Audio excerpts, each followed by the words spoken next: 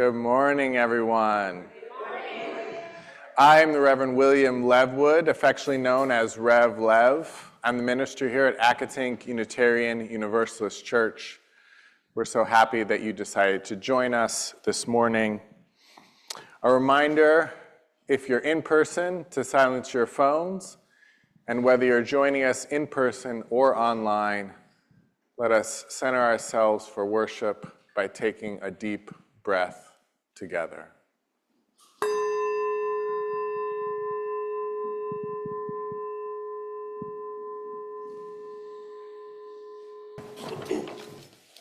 Hi, good morning.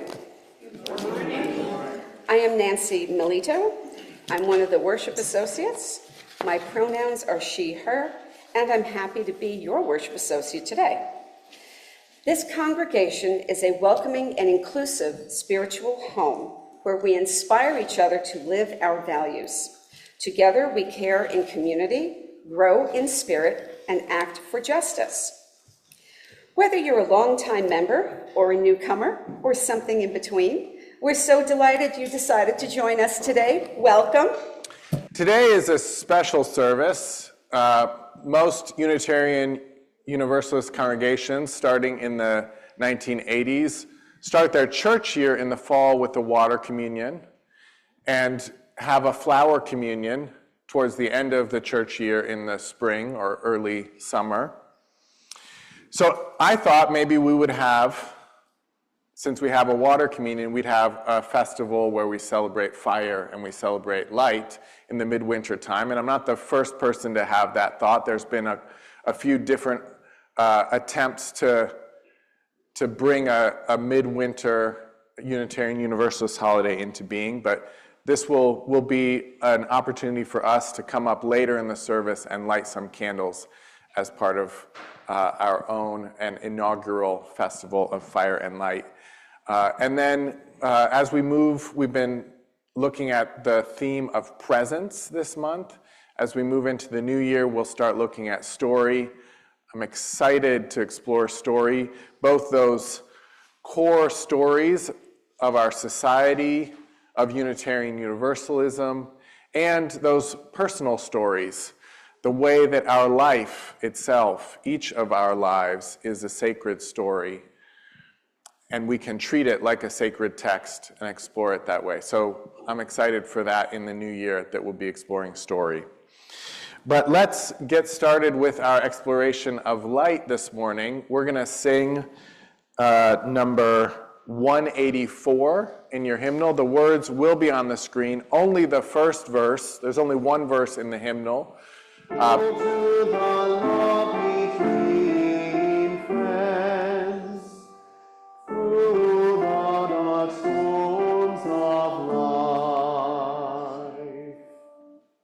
Our story today is One Small Spark by Ruth Shapiro, illustrated by Victoria Tentler Krylov. One Small Spark, a Tikkun Olam story.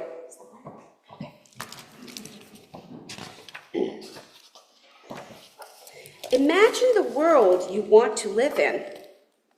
If that's not the world you see, will you create it? When something is broken or someone needs help, you have a choice, an opportunity to repair the world. In a moment, you decide who you are and who you want to be. A spark that lights your heart becomes an idea and then action. Maybe you're small, but the problem feels big. It's okay to ask for help, because one person can't do everything, but everyone can do one thing, which may lead to another. Repairing the world takes understanding. It takes imagination. It takes practice. We're all on one team, each a string, like a rope made of strands holding hands. woven, connected, stronger. Along the way, you'll discover that many things are perfect just as they are. You'll also discover that sometimes it's hard to know what to do. But even the tiniest spark will flicker and dance until it's impossible to ignore. Think of each act of kindness as a little gift given quietly. Not for a reward or even a thanks. Because when life isn't fair and you have more than you need, you have the power to create balance. And balance feels better.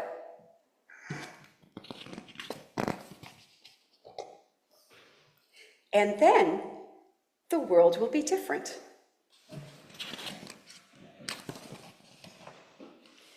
Imagine everyone gathering sparks, opening their hearts, and repairing the world together. Tikkun Olam. I'm gonna let it shine, sing it, building up a world. I'm gonna let it shine, building up a world. I'm gonna let it shine, let it shine, let it shine, let it shine.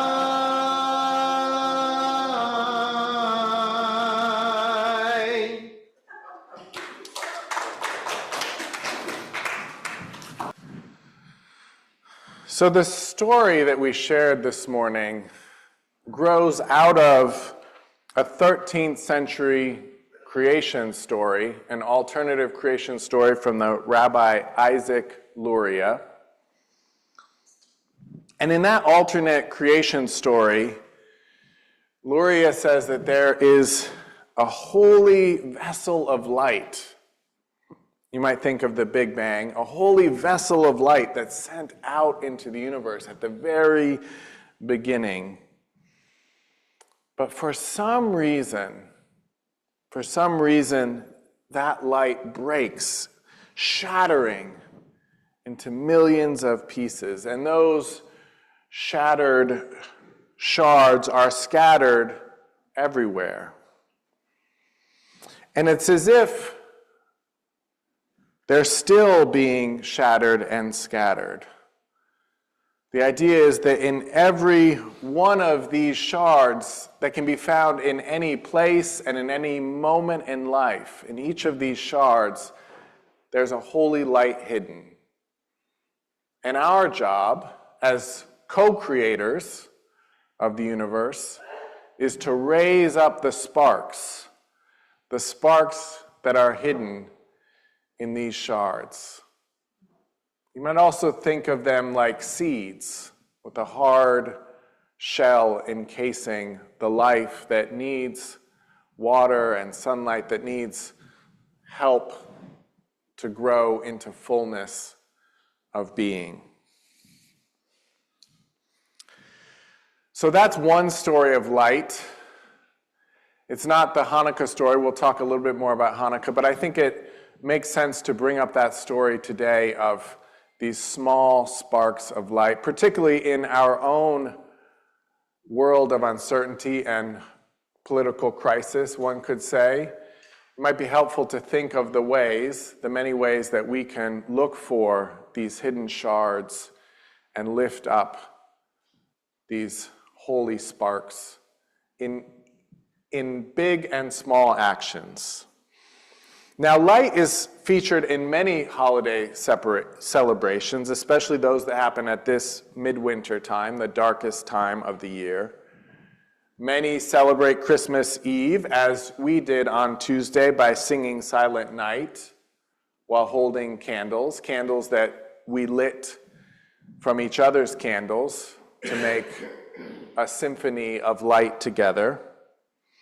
There's also Kwanzaa, a relatively new African-American holiday created by Maulana Karenga in 1966, which features the lighting of one candle each day for a week, for 7 days from December 26th through New Year's Day, each focused on a different principle of African heritage: unity, self-determination, collective work and responsibility, cooperative economics, purpose, creativity, and faith.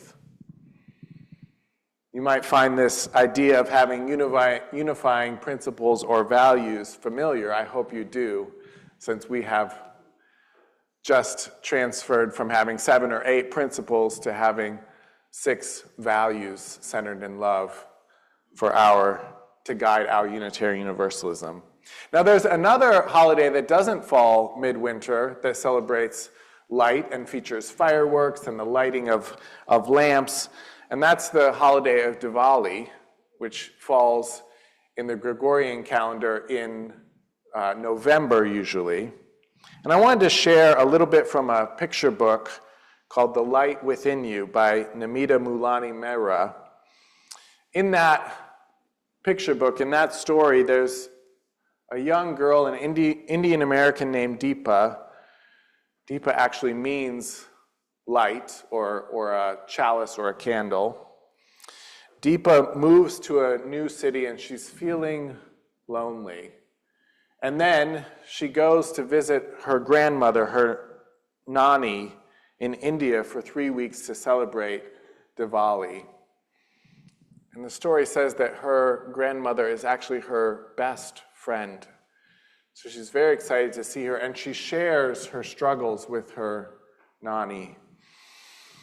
And her Nani reminds Deepa that she has an inner light within her, and that she can use that inner light to brighten those dark times in her life.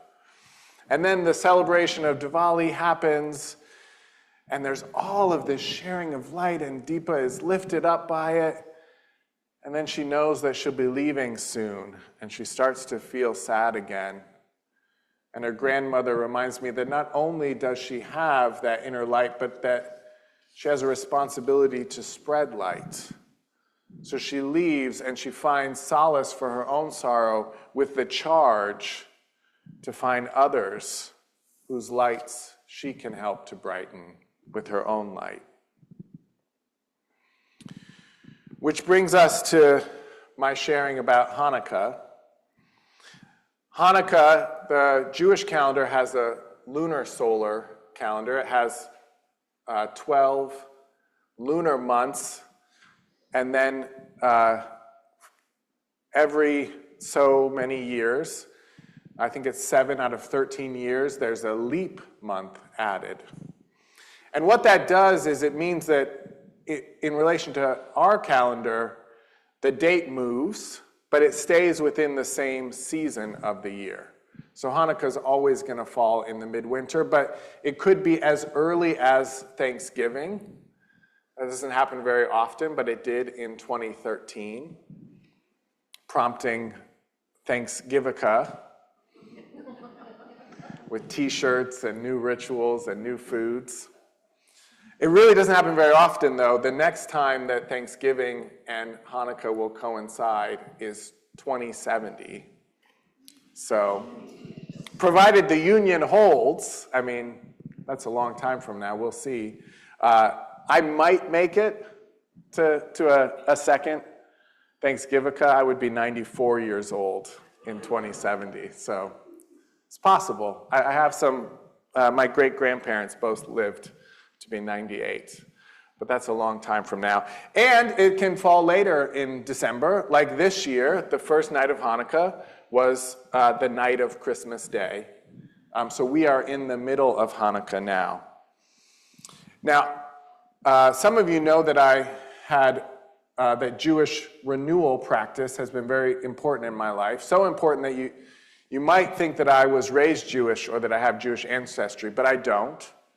The holiday of Hanukkah is a really fun holiday with the dreidel and the gelt candy and gifts and the light and goofy songs. But my first Hanukkah that I celebrated was as an adult. And it happened to fall right after a family tragedy. So for me, it wasn't about the fun, and it hasn't for many years been about the fun, because since that was the first Hanukkah, it's about the lighting of the lights. Because the lighting of the lights each night in that difficult time for my family was such a help. Just to light those lights, to see them flickering in the window, to see the light growing from day to day as you add one candle each day, was such a blessing. So for me, Hanukkah remains connected to that light that helps us through those dark nights of the soul. And it reminds me, too, that this is a way of practicing tikkun olam, that you could say that we're involved in tikkun olam, in repairing the world and co-creating the world all the time. Those candles that I lit were made by someone.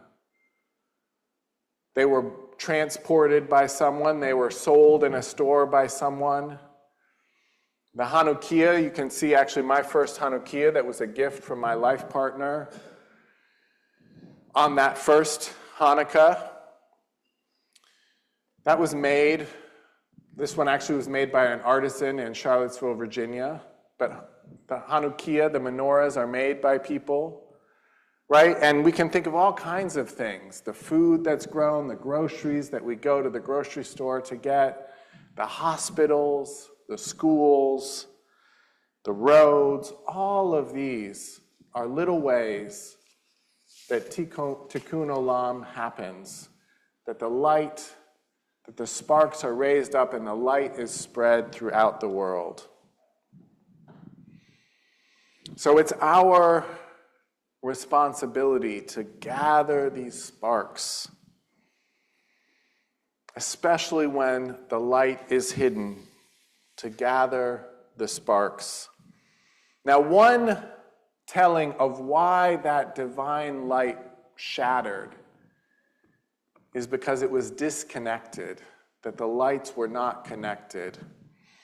And I think that's important to remember, that it's the gathering of the sparks, that it's the lighting of light between us that is what really makes the repair of the world, the reconnecting of each other, the reconnecting with the earth.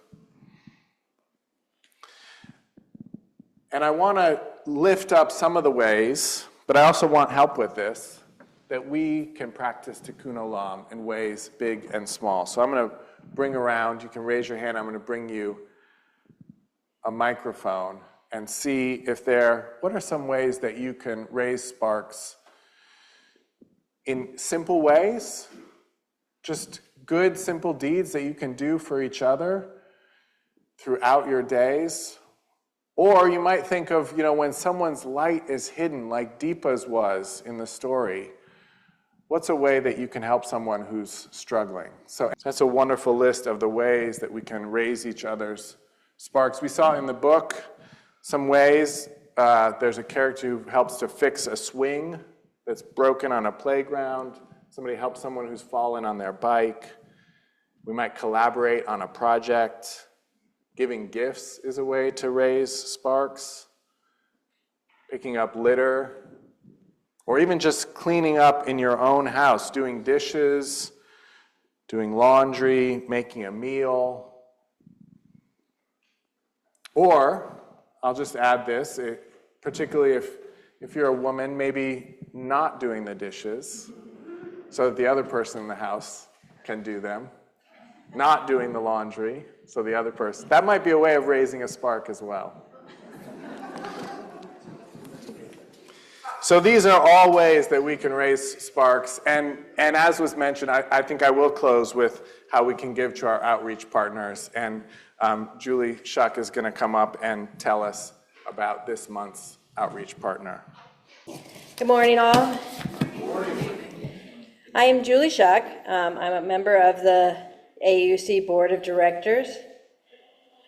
One of the things I love about Accotink is the connection between this church community and my family other religions and the wider community. One thing I thought I would share while I was up here is my middle child called a candle a happy when younger, because of its connection to happy birthday.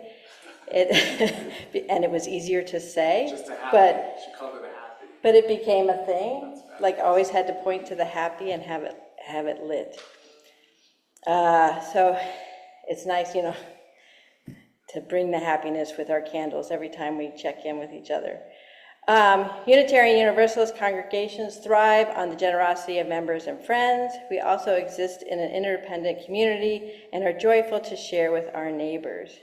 Our outreach recipient during December is Just Neighbors, a nonprofit immigration law firm providing the most vulnerable local income asylum seekers, refugees, and dreamers, our DACA youth in our region with compassionate, humanitarian-based legal services. The majority of their clients are survivors of violent crimes, domestic violence, trafficking, war, or persecution. Since the election, requests for help have increased exponentially. You may give online using the donate button on the website or by mail check with outreach in the memo line. So in a moment, I'm going to invite you up to light a candle. These actually are Hanukkah candles that we have up here. And so you're going to be invited to light a candle and then place it into the sand here. Human touch and light flame, which gives a brightness to the day. Your spirit uses one flame, lies here calls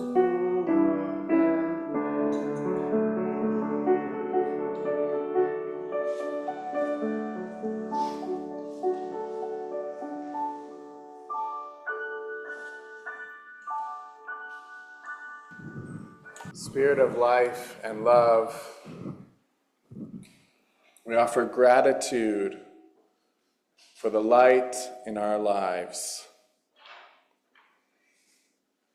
Spirit of life and love, we ask you to guide us, to remind us that we have an inner light within and that it's our responsibility to spread light.